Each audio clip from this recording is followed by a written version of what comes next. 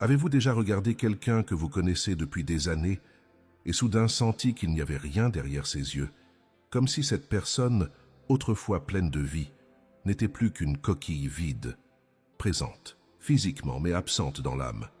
Un regard sans lumière, une voix sans vibration, un être dont l'âme semble s'être retirée, discrètement, sans prévenir. Carl Jung appelait cela la perte de l'âme, et ce phénomène n'est pas rare. Il peut se produire silencieusement dans les couloirs ordinaires de la vie, chez un père trop dur, une sœur toujours dans la critique, un conjoint devenu distant, un collègue qui vit sur pilote automatique, ou même chez nous. Mais qu'est-ce qu'un être sans âme? Ce n'est pas un jugement moral, ce n'est pas une insulte, c'est une blessure, une dissociation intérieure profonde. Quelque chose s'est brisé, quelque chose s'est éteint. Et à la place, il ne reste qu'un masque, socialement acceptable, parfois même charmant, mais vide. Selon Jung, perdre l'âme, c'est perdre le lien avec ce qui nous rend vivants, sensibles, capables d'aimer, de créer, de s'émerveiller. C'est se couper du soi, de la part la plus profonde, symbolique et vraie en nous. Dans cette vidéo, nous allons explorer 9 signes très clairs de cette déconnexion de l'âme. Ce ne sont pas des théories abstraites, ce sont des signaux que l'on peut reconnaître dans notre entourage, parfois même dans notre propre miroir. Et attention, ces signes ne signifient pas que la personne est irrécupérable, mais ils sont des appels à la conscience, des avertissements, des invitations, parfois douloureuses, à regarder plus profondément. Et voici la question la plus difficile: que faire quand cette personne sans âme fait partie de votre famille, de votre vie? Peut-on aider quelqu'un qui a oublié qui il est? Peut-on rester en lien sans perdre sa propre âme dans le processus?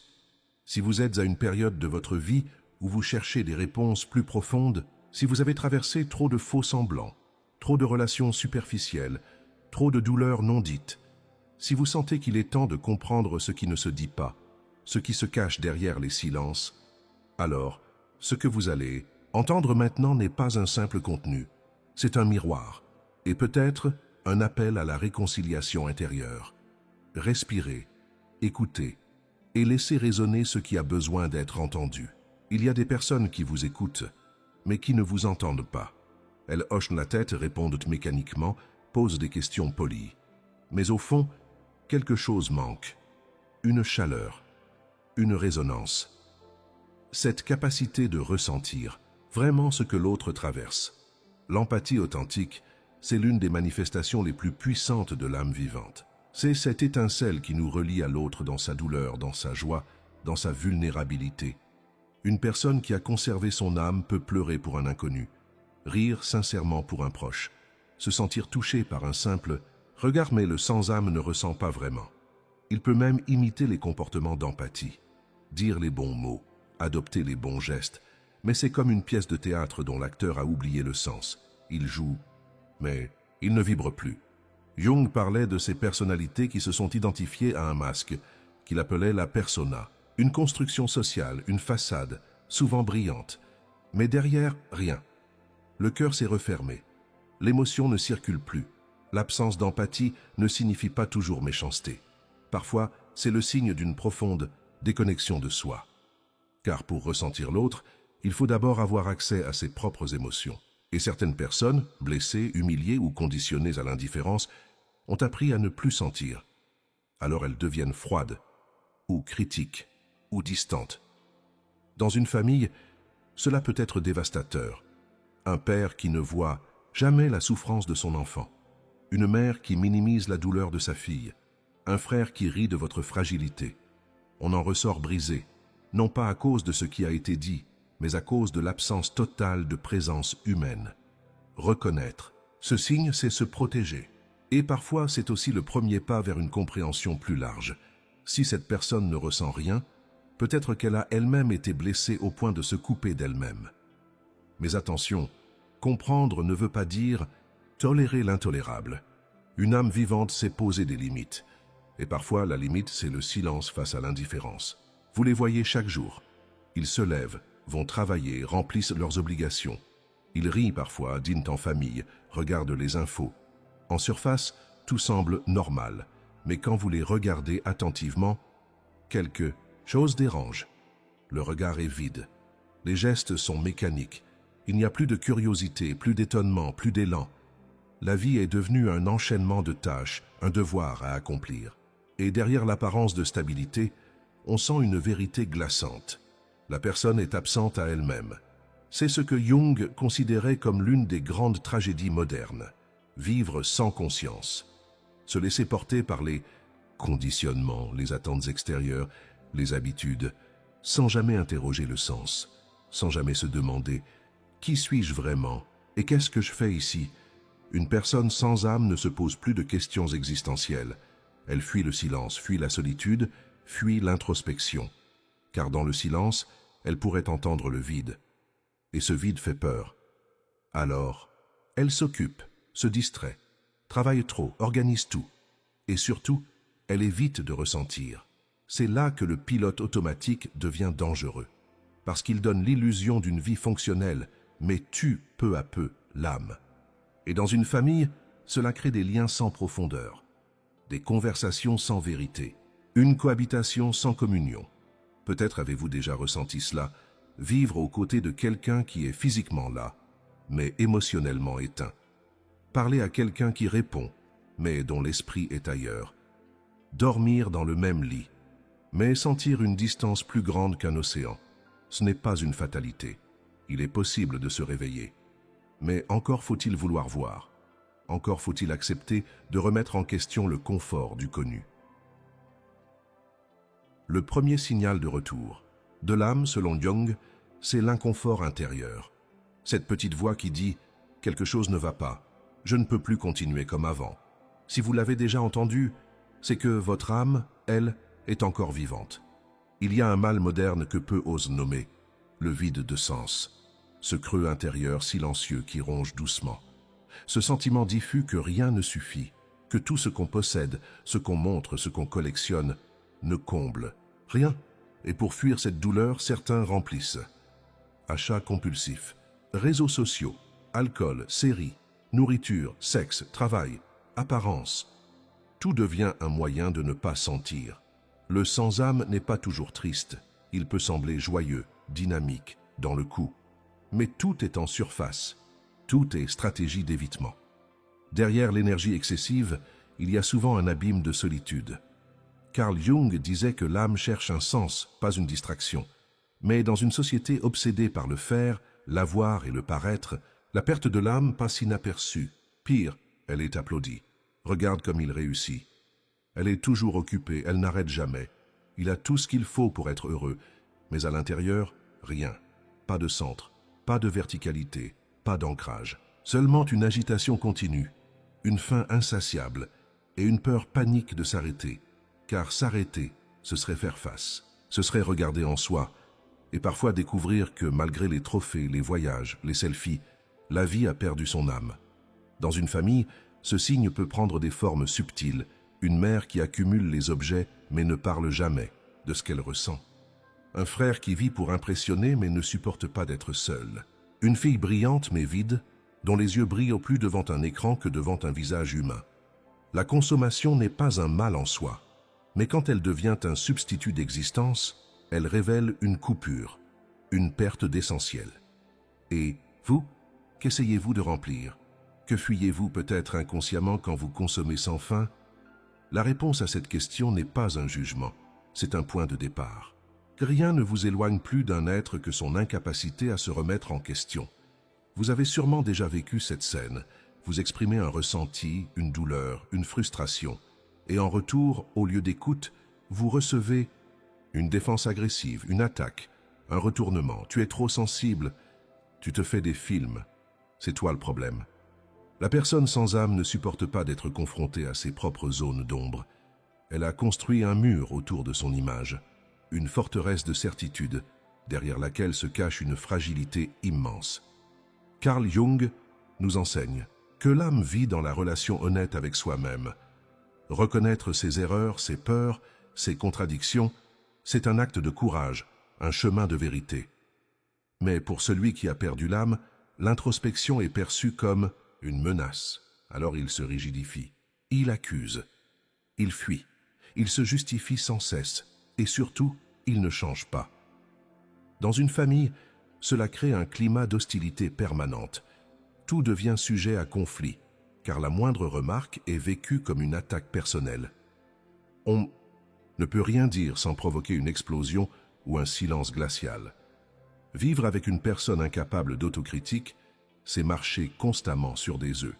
C'est être privé du droit d'exister pleinement. Car pour exister, il faut pouvoir dire « j'ai été blessé par ce que tu as fait ». Et pour aimer, il faut pouvoir entendre « je reconnais que je t'ai blessé ». Sans cette circulation, le lien se fige et l'amour meurt. Jung disait que l'ombre, cette part de nous que nous refusons de voir, contient une grande énergie de transformation. Mais encore faut-il avoir le courage de la regarder. Alors posez-vous cette question. Avec qui suis-je obligé de me censurer? Qui dans ma vie refuse systématiquement de voir sa part de responsabilité? Souvent, ce sont ceux qui ont le plus perdu le lien avec leur propre cœur. Il y a des choses qu'on ne voit pas, mais qu'on ressent. Un silence qui pèse, une présence qui apaise, une intuition soudaine, une image en rêve qui vous bouleverse, des larmes devant une musique, des frissons face à une parole vraie. Tout, cela fait partie du monde invisible, celui de l'âme, du symbole, du mystère. Mais pour le sans-âme, ce monde n'existe pas. Il le rejette, il en rit, il le méprise. Selon Carl Jung, l'homme moderne est trop souvent coupé de l'invisible, de l'archétype, de l'imaginaire vivant. Il ne croit qu'en ce qui se mesure, se prouve, se calcule, et tout ce qui échappe à la logique rationnelle est qualifié de bêtise, de faiblesse ou illusion. Le sans-âme tourne en dérision la spiritualité. Il rejette les émotions profondes. Il refuse la poésie, la lenteur, la contemplation. Il ne sait plus prier, même silencieusement. Il ne sait plus honorer ni les morts, ni les naissances, ni les mystères. Il ne voit que l'utilité, la performance, la preuve. Et ce rejet n'est pas anodin, car l'âme, elle, se nourrit de ce qui ne se voit pas, de beauté, de silence, de rêve, d'intuition, de connexion invisible à quelque chose de plus grand. Dans une famille, ce signe se manifeste souvent de manière blessante. Quand on se moque de votre sensibilité, quand on ridiculise vos croyances ou vos questionnements, quand on vous coupe au moment où vous vous ouvrez sincèrement. C'est une forme subtile de violence spirituelle, et elle laisse des marques. Car vivre avec quelqu'un qui nie l'invisible, c'est vivre avec un mur émotionnel, une froideur sèche, une incapacité à vibrer ensemble. Jung nous invite à réconcilier l'homme moderne avec son âme symbolique, et cela passe par le respect du mystère, par l'humilité devant ce qui nous dépasse. Demandez-vous, qui dans ma vie tue le sacré? Qui éteint la lumière de l'âme sous prétexte de réalisme? Parfois, pour garder son âme vivante, il faut apprendre à protéger ce qui n'a pas de preuve, mais a du sens. Il y a une douleur sourde que beaucoup portent sans la nommer, celle d'avoir été utilisé et non aimé. On croit que l'on est apprécié pour ce que l'on est, mais un jour, on découvre que l'autre ne voyait en nous qu'un rôle, un service, une utilité. Ce n'était pas notre cœur qu'il regardait, mais ce que notre présence lui apportait. Le sans-âme n'entre pas en relation. Il entre en transaction. Il se lie à vous pour des avantages, du confort, de l'admiration, du contrôle, du sexe, de la sécurité, de la compagnie, mais pas pour la rencontre véritable, celle entre deux êtres vivants, vulnérables, ouverts. Carl Jung disait que l'âme cherche l'union, pas la domination. Mais la personne coupée de son âme ne voit plus l'autre comme un mystère à découvrir. Elle le voit comme un moyen, et quand ce moyen n'est plus utile, elle s'en détourne, froidement, parfois avec violence, parfois par simple indifférence. Ce type de lien crée un amour conditionnel. Tant que vous répondez aux attentes, vous êtes toléré. Le jour où vous devenez vous-même, avec vos besoins, vos failles, vos rêves, vous devenez une menace. Dans une famille, cela est profondément destructeur. Le parent qui n'aime son enfant que lorsqu'il réussit. Le conjoint qui exige mais ne donne jamais. L'ami qui disparaît dès qu'il n'a plus rien à gagner. Ce ne sont pas des relations, ce sont des contrats déguisés, et cela laisse des cicatrices invisibles. Je ne vaux rien si je ne sers à rien. Mais c'est faux, terriblement faux. L'âme vivante aime sans posséder, écoute sans agenda, offre sans calcul. Alors posez-vous cette question. Suis-je aimé pour ce que je donne, ou pour ce que je suis en silence. Et plus difficile encore, moi-même, est-ce que j'utilise les autres sans m'en rendre compte? Revenir à l'âme, c'est redonner à l'autre sa place sacrée. Ce n'est pas un outil, c'est un monde. Et chaque monde mérite d'être accueilli avec respect. Certaines personnes réagissent à tout, sauf à elles-mêmes. Une remarque, et elles explosent. Un silence, et elles crient à l'abandon. Une contrariété, et elles deviennent agressives, cassantes, blessantes. Chaque événement extérieur devient une menace. Chaque parole est vécue comme une attaque. Tout est personnel, tout est danger. Mais derrière cette hyper-réactivité se cache souvent une vérité plus profonde. La personne ne se connaît pas. Carl Jung expliquait que ceux qui ne sont pas en paix avec leur inconscient sont condamnés à le projeter partout. L'autre devient un écran sur lequel on projette sa colère, ses blessures, ses peurs non réglées. Et comme l'âme est absente, comme il n'y a pas de centre solide, tout devient déclencheur.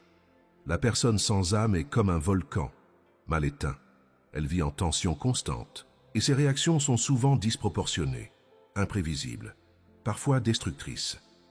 Dans une famille, cela crée un climat d'insécurité invisible. On ne sait jamais quand ça va exploser. On vit dans l'anticipation, dans l'angoisse, de mal dire, mal faire, mal être. Mais ce n'est pas de la force, ce n'est pas de la passion, c'est de la douleur non transformée. L'âme vivante, elle, n'est pas exempte d'émotions, mais elle les traverse. Elle ne les jette pas sur l'autre, elle les écoute, elle les contient, elle les transforme en conscience. Le sans-âme, lui, ne connaît pas la nuance. Il est soit victime, soit bourreau, soit dominant, soit dominé. Et tout cela se joue dans un théâtre intérieur dont il n'a même pas conscience. Peut-être connaissez-vous quelqu'un ainsi, ou peut-être avez-vous été à certains moments de votre vie dans cette réactivité permanente. Ce n'est pas un jugement, c'est un signal, un appel à s'arrêter, à descendre sous la surface, à voir ce qui, en soi, demande à être guéri. Car derrière chaque explosion, il y a une blessure, et derrière chaque blessure, un cri de l'âme « Regarde-moi, je suis encore là ». Il est possible d'avoir une carrière brillante, une maison confortable, une vie bien remplie, et pourtant ne pas savoir pourquoi on se lève le matin. L'absence de but intérieur ne signifie pas l'échec extérieur. Bien au contraire, beaucoup de ceux qui ont perdu leur âme réussissent très bien aux yeux du monde. Mais quelque chose cloche, un vide qu'aucune réussite ne comble, une fatigue qui ne part jamais, un silence lourd quand tout s'arrête. Carl Jung affirmait que l'âme a soif de sens, pas de performance. Quand le sens disparaît, la vie devient mécanique. On avance sans cap, on répète sans comprendre. On suit les modèles sans jamais demander « est-ce que cela me correspond vraiment ?» Et c'est là que la perte de l'âme devient tragique. Plus de passion, plus de rêve, plus de quête. Le sans-âme ne se pose plus de questions fondamentales. Il ne s'émerveille plus, il ne doute plus, il ne cherche plus. Il subit sa vie comme un devoir ou un poids. Et il s'enferme dans une routine qui l'éloigne chaque jour un peu plus de lui-même. Dans une famille, cela se traduit souvent par des phrases comme « c'est comme ça la vie »,« on fait ce qu'on peut »,« faut pas, trop rêver ». Mais ces phrases ne sont pas de la sagesse. Ce sont des signaux de résignation. Une âme vivante, même au cœur de la douleur, cherche une lumière. Elle veut comprendre, évoluer, grandir. Elle veut participer à quelque chose de plus grand qu'elle-même. L'absence de but intérieur, c'est la mort lente du feu sacré. Et cette mort se manifeste dans le corps, fatigue chronique, apathie, irritabilité. Dans le cœur, indifférence, cynisme, fermeture. Dans l'esprit, confusion, perte de mémoire, manque de clarté. Alors demandez-vous, est-ce que je vis selon ce qui me fait vibrer ou est-ce que je me contente de survivre dans un rôle appris? Et regardez autour de vous. Qui, dans ma vie, semble avoir tout, mais ne rayonne plus rien? Parfois, c'est cette absence de but qui trahit la plus grande blessure, celle de s'être perdu en chemin, loin de soi, loin de l'âme. Mais tant qu'on peut se poser la question, il n'est jamais trop tard pour retrouver le fil. Il y a un rire qui fait du bien. Un rire qui libère, qui réchauffe, qui vous prend par surprise comme une vague d'humanité. Ce rire-là vient de l'âme. Il est vivant. Il connecte. Et puis, il y a l'autre rire, celui qui glace, un rire sans joie, sans vibration, presque mécanique. Vous l'avez peut-être entendu un jour et sans savoir pourquoi, vous avez ressenti un malaise. Ce rire-là n'est pas un rire, c'est une façade, une mimique apprise, un masque. Et avec ce rire vient souvent un regard éteint, un regard qui ne cherche plus personne, qui ne s'étonne plus de rien, qui ne vous voit pas vraiment. Carl Jung disait que les yeux sont les messagers de l'âme, et quand le regard est vide, c'est souvent que l'âme s'est retirée. Non pas qu'elle soit morte, mais qu'elle s'est enfouie, cachée, réfugiée quelque part, loin du monde, parce que le monde est devenu trop dur, trop faux, trop bruyant. Le rire froid, le regard vide, ce sont les symptômes d'une déconnexion profonde, pas seulement émotionnelle, mais existentielle. La personne peut parler, sourire, interagir, mais elle n'est pas là, pas vraiment. C'est comme si elle jouait un rôle dans une pièce qu'elle ne comprend plus. Elle n'habite plus son corps. Elle ne fait que traverser sa vie, et cela se sent profondément. Dans une famille, c'est ce moment étrange où vous parlez à quelqu'un de proche et vous sentez qu'il n'y a plus personne derrière les mots, que la lumière s'est éteinte quelque part. Ce n'est pas toujours définitif. Parfois, une parole, une rencontre, une chute, une grâce peut rallumer la flamme. Mais parfois, il faut accepter que cette personne ne veut plus sentir, ne veut plus revenir, pas maintenant. Et alors, il faut faire un choix difficile. Rester en lien sans se perdre, aimer sans s'abandonner, voir sans nier. Reconnaître le rire froid, c'est aussi reconnaître ce que nous ne voulons pas devenir. C'est se rappeler l'urgence de garder notre âme vivante coûte que coûte. Et si un jour vous vous regardez dans le miroir et vous ne reconnaissez plus vos propres yeux, alors ce sera peut-être le moment le plus sacré de votre vie. Car c'est souvent dans le noir total que l'âme commence à murmurer à nouveau. Aimer quelqu'un qui semble avoir perdu son âme est l'une des expériences les plus douloureuses que l'on puisse vivre, car ce n'est pas une absence physique, ce n'est pas un deuil visible, c'est une absence silencieuse. Un vide entre deux présences. Vous êtes là, l'autre aussi. Et pourtant la rencontre ne se fait plus, le lien devient fantôme. Vous essayez de parler, d'ouvrir, de comprendre, vous vous épuisez, vous donnez, encore et encore, jusqu'au jour où vous vous demandez « Et moi dans tout ça, est-ce que je suis encore vivant ?» Voici la vérité difficile. Vous ne pouvez pas réveiller une âme qui refuse de se réveiller. Vous pouvez semer, être témoin, offrir une main tendue, mais vous ne pouvez pas forcer un être à ressentir, à regarder, à revenir à lui. Et parfois, vouloir sauver l'autre devient une façon de se perdre soi-même. Alors que faire? Se honorer votre propre âme. Ne sacrifiez pas votre sensibilité, votre lumière, votre vérité pour rester en lien avec quelqu'un qui vous nie. Rester en amour ne signifie pas rester en sacrifice. Apprenez à poser des limites sans fermer le cœur. Vous pouvez dire non. Vous pouvez partir. Vous pouvez vous protéger sans haïr, car la haine vous lie. L'indifférence vous anesthésie, mais la clarté aimante, elle, libère. Trouvez des espaces où votre âme est reconnue. Entourez-vous de ceux qui vous voient vraiment, qui vous écoutent sans vous corriger, qui vous accueillent dans vos silences. Ces liens sont de l'or. Pour l'âme, 4. Gardez foi dans le mystère. Parfois, une âme absente peut revenir. Parfois, non. Ce n'est pas votre rôle de savoir quand ni comment. Mais si vous restez centré, vivant, enraciné, vous devenez une lumière. Et cette lumière peut, un jour, réveiller quelqu'un sans que vous ayez eu besoin de le vouloir. Carl Jung écrivait « Celui qui regarde à l'extérieur rêve, celui qui regarde à l'intérieur s'éveille », alors que cette vidéo ne soit pas seulement un contenu, qu'elle soit un miroir, un seuil, une invitation. Votre âme est encore là. Elle respire, elle attend que vous l'écoutiez, et c'est peut-être à ce moment précis que votre vraie vie commence.